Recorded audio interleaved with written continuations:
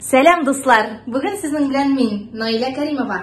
Hem biz bugün Papay Keks pişiremiz. Gittik.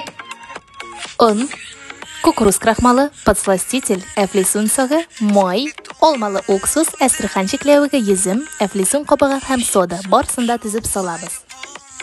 Иң беренче чиракта унны алабыз һәм илеккә тутырабыз. Аннары кукуруз крахмалы, сода һәм подсластитель. Барысында чәчәбез һәм яхшылап булгатабыз. Сыйык ингредиентлар эфлисун сагы, эфлисун кабыгы,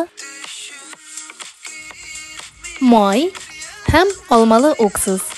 Кабаттан барысында яхшылап булгатабыз. Йөзем белән әстерхан чикләвегендә кушабыз.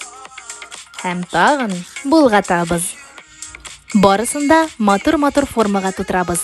Һәм өстән фольга белән каплап, 20 минутка духовкага җибәрәбез.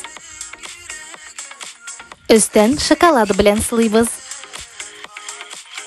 Безнең Papay Keks әзер. Кореев театрының спектакльләрен онлайн форматта кушып, тәмләп чәйләр эчегез. Ашларыгыз тәмле булсын.